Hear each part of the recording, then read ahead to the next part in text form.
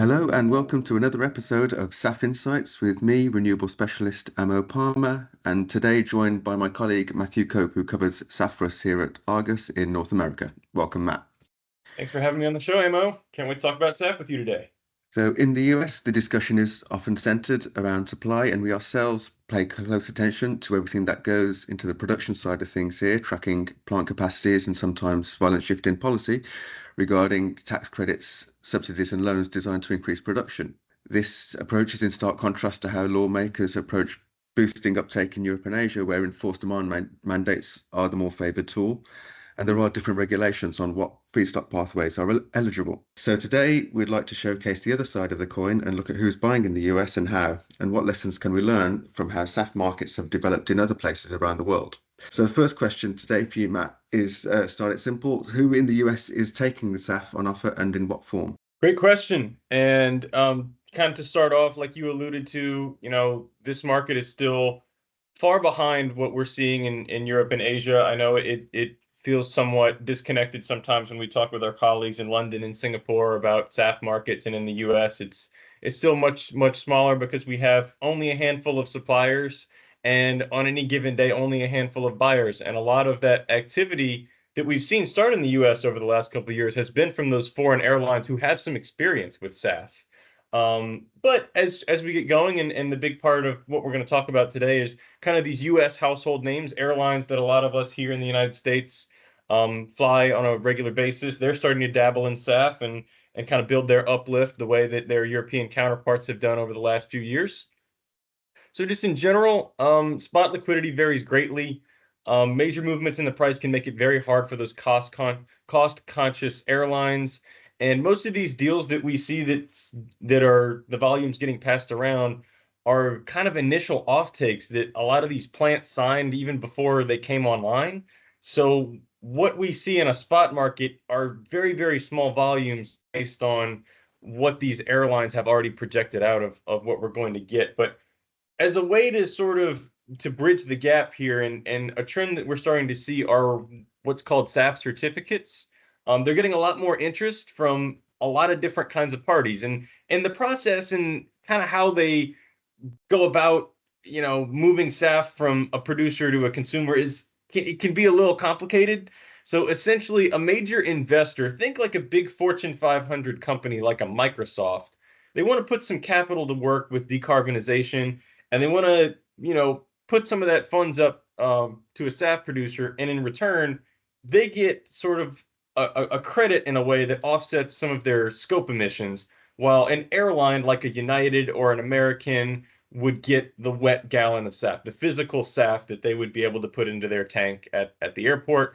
And then there's the book and claim concept that goes along with it, and we're seeing a lot of interest there right now from a lot of different parties.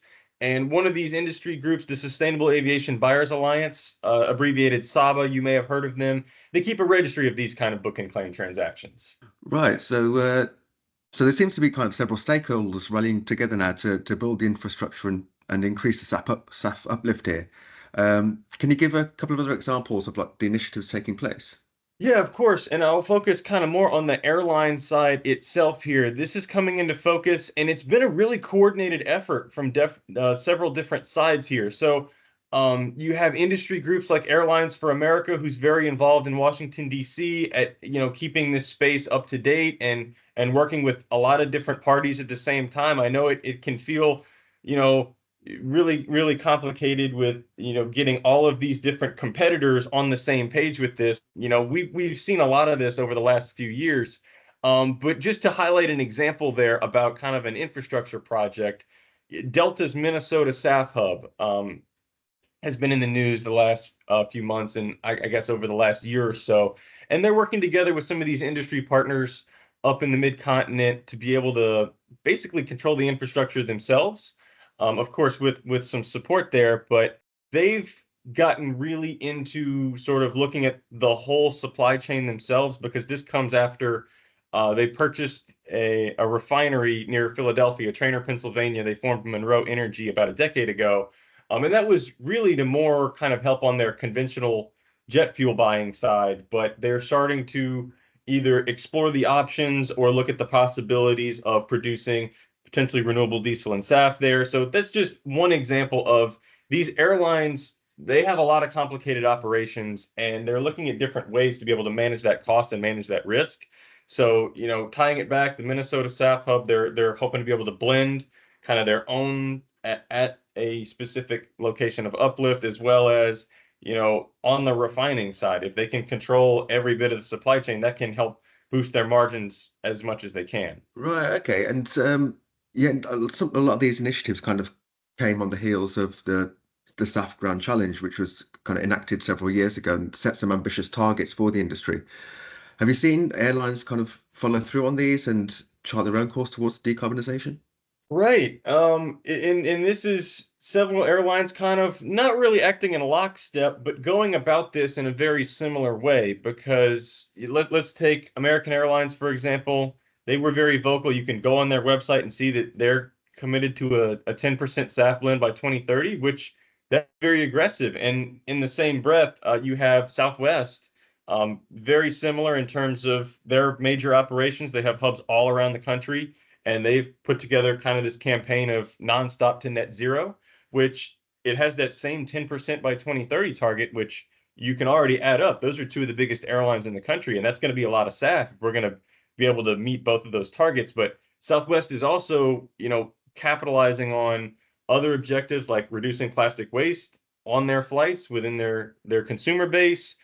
Fuel efficiency is a big one. They've always been very keen on that, and they have an overall kind of net zero target by 2050. So you look at all these, that you got some baby steps here, and then you've got a lot of, you know, larger targets that they seem very aggressive. But if this is something that the industry as a whole wants to invest in and really work towards, this is a big deal. And I won't finish this question without mentioning United, who's they've been kind of the first to move on a lot of these things. What I talked about earlier with SAF certificates, they've been, a big player in those, as well as you see the marketing campaign, whether you're, going to buy a ticket and they can talk about things like emissions and things associated with things that the consumer is directly touching, as well as you go to the airport and they have, marketing campaigns, posters at their terminal gates and whatnot. So I mean, it's sort of like the general public here in the US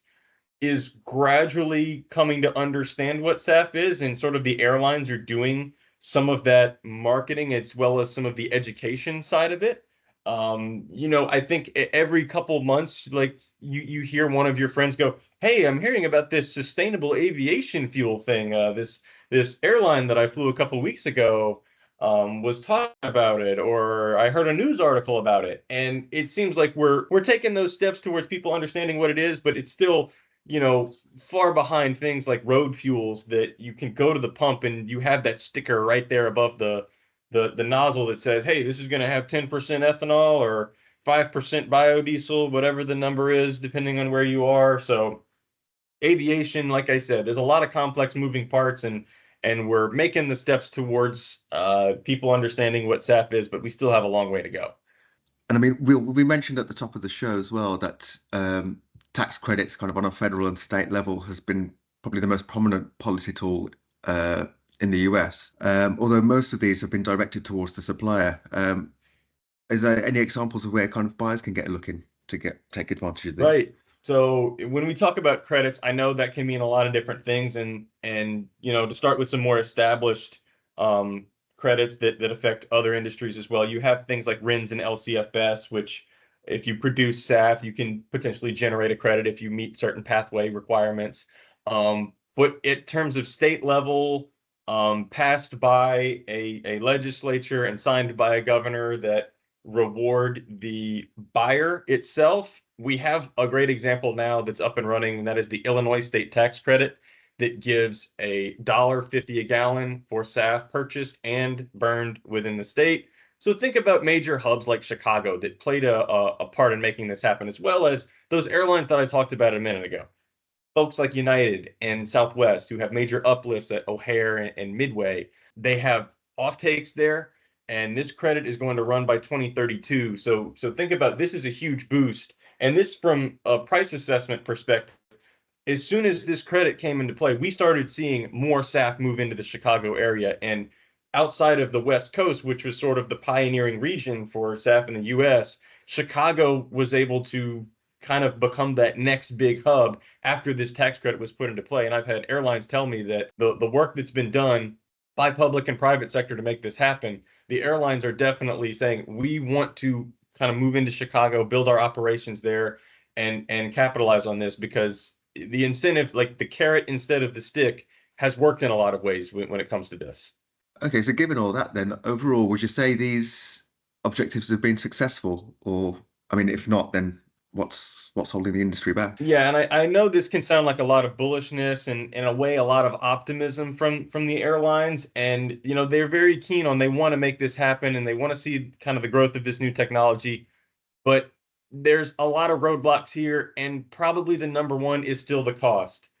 It's not as affordable for an airline to say, well, I have my whole jet fuel bill that I need to kind of purchase and use on a daily to weekly to monthly basis.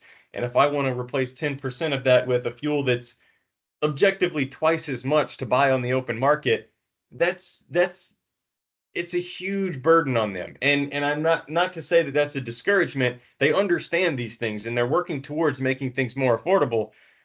They want it to be as close to conventional jet as possible. And the way that we're making this all feasible, it's you look back at the last couple of years have been especially hard for airlines. We came off of 2020 where margins came down, just air traffic was down, flights were getting cut back, just overall operations, they weren't at a scale where they could be profitable.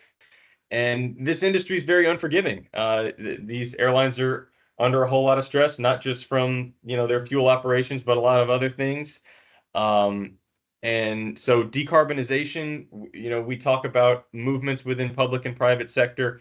It's one of those things that if the budget doesn't make sense and they need to cut cost, it can be an easy kind of boogeyman to point to. But right now, even though we've had a change in administration within the federal government, we have states that are starting to slowly get behind this and get in the game.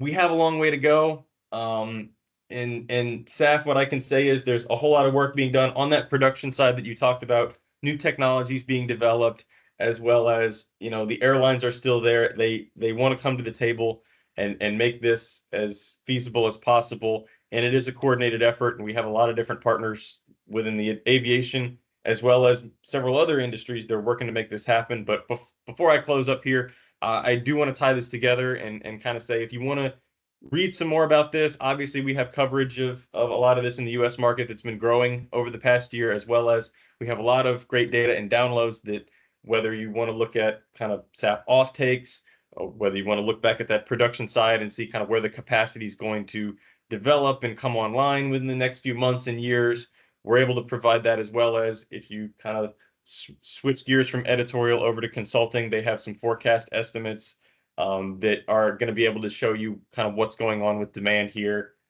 as it kind of ramps up. And hopefully, in the next few months, in the next few years, we're going to have more podcasts about this. So we're going to be able to talk about, how things have caught up with Europe and Asia, and how SAF in the US has kind of taken off, no pun intended. But yeah, as we kind of wait and see over here, kind of watch how this market plays out. Hopefully we're going to have a lot new things to talk about, because we're all learning this stuff and getting smart on it together.